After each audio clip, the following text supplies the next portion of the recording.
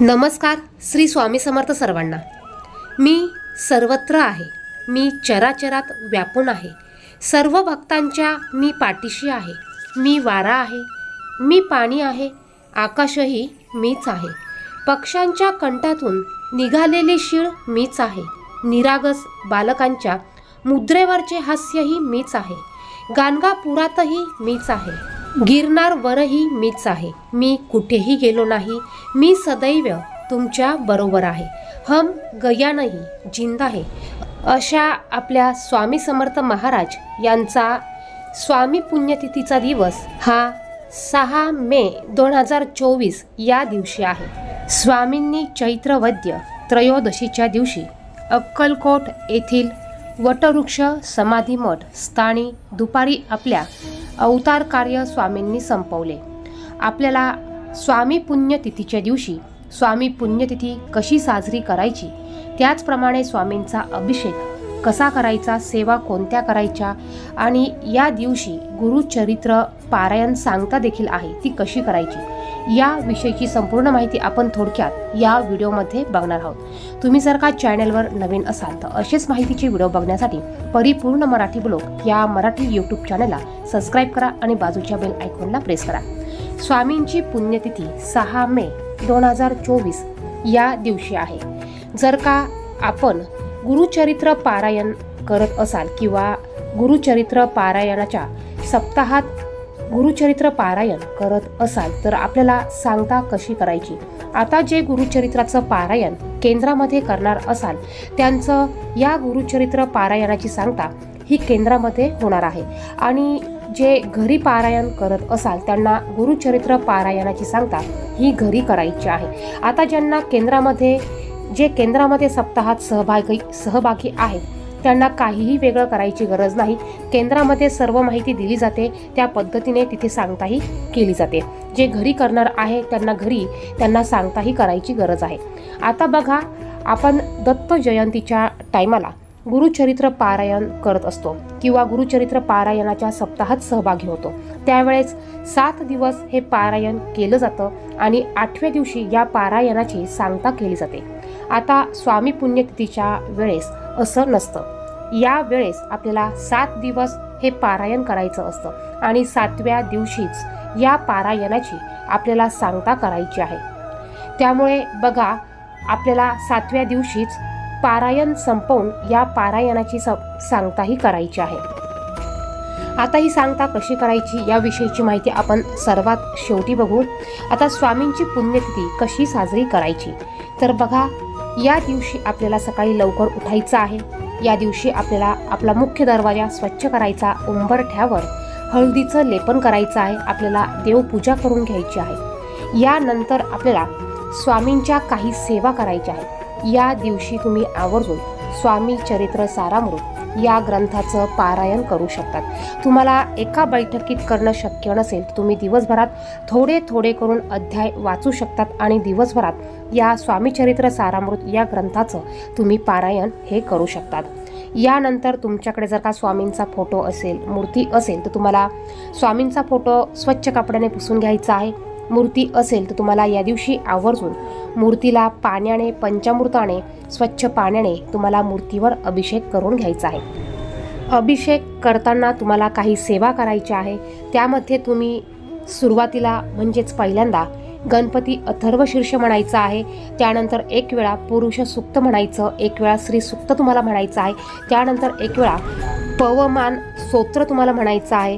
या सेवा करत असताना तुम्हाला फलश्रुती म्हणण्याची गरज नाही आणि सगळ्यात शेवटी तुम्हाला राम रक्षा स्तोत्र यातील 1 ते 9 ओव्या तुम्हाला म्हणायच्या आहे. फलश्रुती म्हणायची तुम्हाला गरज नाहीये.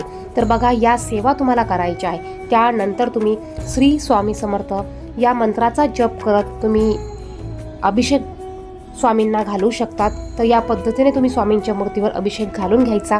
त्यानंतर स्वामींच्या मूर्तीला स्वच्छ कपड्याने पुसून घ्यायचं आहे. त्यानंतर तुम्ही स्वामींच्या फोटोची किंवा मूर्तीची वेगळ्या पाटावर किंवा चौरंगावर तुम्ही स्थापना करू शकतात किंवा मांडणीही करू शकतात.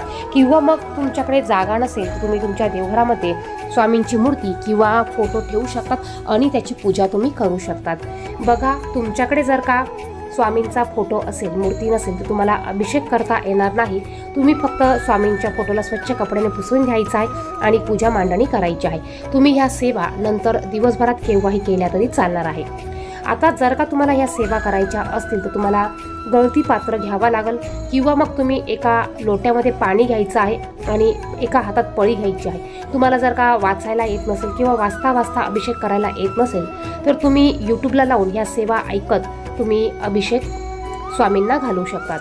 आता ज्यांच्याकडे अजिबात वेळ नाही, ज्यांना करायला टायमिंग नाही, ज्यांच्याकडे एवढा उशीर बसून कुठलीच सेवा करायला टायमिंग नाही, त्यांनी स्वामी समर्थांच्या मूर्तीवर अभिषेक घालताना श्री स्वामी समर्थ, श्री स्वामी समर्थ असा हा मंत्र 108 वेळा जरी म्हटला तरी चालणार आहे.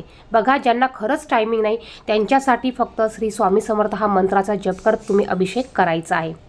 यानंतर बघा, तुम्हाला स्वामींच्या मूर्तीला, फोटोला हिना अत्तर लावायचा आहे, अष्टगंध लावायचा आहे, हळदी कुंकू आपल्याला स्वामींच्या मूर्तीला किंवा फोटोला चुकूनही लावायचं नसतं. तुम्ही अष्टगंध लावा, चंदन तुम्ही लावू शकतात. बघा, हे लावल्यानंतर तुम्हाला मूर्तीला किंवा फोटोला हार घालायचा आहे, फुले अर्पण करायची आहे. या दिवशी तुम्ही आवर्जून स्वामींच्या आवडीचा पदार्थ बनवून त्याचा नैवेद्य दाखवू शकतात. स्वामींच्या आवडीच्या पदार्थांचा तुम्ही प्रसाद म्हणून त्यांना दाखवू शकतात. त्यानंतर तुम्हाला जेवढी होईल तेवढी तुम्ही सजावट करू शकतात. स्वामींच्या आवडीचे सोन चाफ्याची फुलं तुम्ही त्यांना अर्पण करू शकतात. यानंतर दिवसभरात तुम्ही बघा, स्वामी चरित्र सारामृत या ग्रंथाचं पारायण करू शकतात. त्यानंतर 11 वेळा तुम्हाला तारक मंत्र म्हणायचा आहे. 11 माळी श्री स्वामी समर्थ या मंत्राचा तुम्हाला जप करायचा आहे. तर या सेवा तुम्ही दिवसभरात केव्हाही करू शकतात. त्यानंतर तुम्हाला शक्य झाल्यास तुम्ही स्वामींच्या केंद्रात, मठात जा. बघा, तिथे या दिवशी खूप मोठा सोहळा असतो, कार्यक्रम असतो, तुम्ही त्यात सहभागी व्हा. त्याचप्रमाणे या दिवशी स्वामींची तुम्हाला आरती करायची आहे. सकाळ संध्याकाळ दोन्ही वेळेस तुम्ही स्वामींची आरती करू शकतात.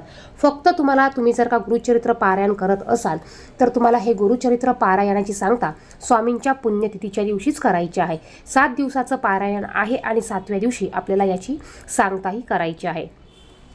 आता हे झालं स्वामी पुण्यतिथी आपल्याला कशी साजरी करायची. त्यानंतर स्वामींचा अभिषेक कसा करायचा, सेवा कोणत्या करायच्या. आता गुरुचरित्र पारायण सांगता कशी करायची. तर बघा, या दिवशी तुम्ही तुमच्या पारायण कंप्लीट करून घ्यायचं आहे. पूर्ण वाचन तुम्हाला संपवायचं आहे. त्यानंतर तुम्हाला स्वामींच्या आवडीचा तुम्हाला स्वयंपाक बनवायचा आहे. मग तुम्ही पुरणपोळीचा बनवू शकतात किंवा साधं वरण, भात, भाजी, चपाती याचा स्वयंपाक तुम्ही बनवू शकतात. तुम्हाला या स्वयंपाकामध्ये कांदा, लसूण हा वापरायचा नाही आहे. त्याचबरोबर तुम्हाला घेवड्याची, म्हणजे बघा काही ठिकाणी याला घेवडा म्हणतात, काही ठिकाणी श्रावणी घेवडा म्हणतात, तर तुम्हाला श्रावणी शेंगाची भाजी बनवायची आहे आणि ती आवर्जून तुम्हाला या स्वयंपाकामध्ये बनवायची आहे. कारण दत्त महाराजांना घेवड्याची भाजी ही अतिशय प्रिय आहे आणि त्यामुळेच तुम्हाला गुरुचरित्र पारायणाची सांगता करताना, स्वयंपाक करताना कांदा, लसूण वापरायचा नाही. घेवड्याची भाजी ही तुम्हाला बनवायची आहेच. त्याचबरोबर तुम्ही पुरणाचा स्वयंपाक बनवू शकतात किंवा वरण, भात, भाजी, चपातीचा स्वयंपाक तुम्ही बनवू शकतात. त्यानंतर तुम्हाला 10:30 वाजता स्वयंपाक रेडी ठेवायचा आहे. 10:30 वाजता तुम्हाला आरती करून तुमच्या गुरुचरित्र पारायणाची तुम्हाला सांगताही करायची आहे. बघा, आता प्रत्येकाला 10:30 वाजेपर्यंत स्वयंपाक करणं शक्य होईलच असं नाही.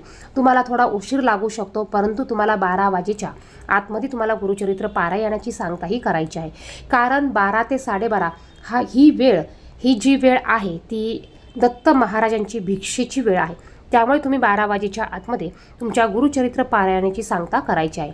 तुम्हाला शक्य झाल्यास तुम्ही 10:30 वाजेपर्यंत बघा, नैवेद्य आरती आपली असती त्यावेळेस तुम्ही गुरुचरित्र पारायणाची सांगताही करू शकतात, आरती करू शकतात. आता गुरुचरित्र पारायणाची सांगता कशी करायची याविषयीचा व्हिडिओ आपल्या चॅनेलवर आहे, तो व्हिडिओ देखील तुम्ही पाहू शकतात. तर या पद्धतीने तुम्हाला या दिवशी गुरुचरित्र पारायणाची सांगताही करायची आहे. आता जर का तुम्ही पूर्ण श्रद्धेने, पूर्ण भक्तिभावाने या 7 दिवसात कोणाचीही निंदा न करता, कोणाचाही अपमान न करता, कोणालाही वाईट न बोलता जर का सेवा केली असेल तर बघा, असं म्हणतात दत्त महाराज आपल्याला प्रत्यक्ष अनुभूती देऊन जातात, प्रत्यक्ष दर्शन देऊन जातात.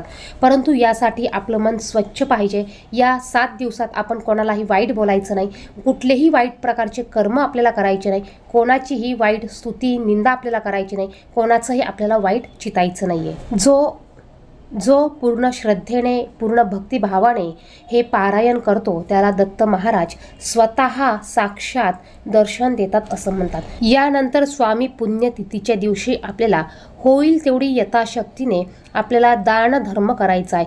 तुम्ही एखाद्या स्वामींच्या मंदिरात जाऊन तुमच्या यथाशक्तीने तुम्ही दान करू शकतात। गरिबाला अन्न वस्त्र याचं दान करू शकतात। तुम्हाला शक्य झाल्यास तुम्ही अक्कलकोटला जाऊ शकतात। अक्कलकोटला जाऊन स्वामींच्या दरबारात तुम्ही गरिबांना अन्न वस्त्र पाणी याचं दान करू शकतात। दान का करायचं तर बघा, जर का आपण 1 पटीने दान केलं तर आपल्याला 10 पटीने ते परत मिळत असतं। व्हिडिओमध्ये सांगितलेली माहिती आवडली तर व्हिडिओला नक्कीच लाईक करा। चॅनलवर नवीन असाल तर चॅनलला सबस्क्राईब करा। धन्यवाद।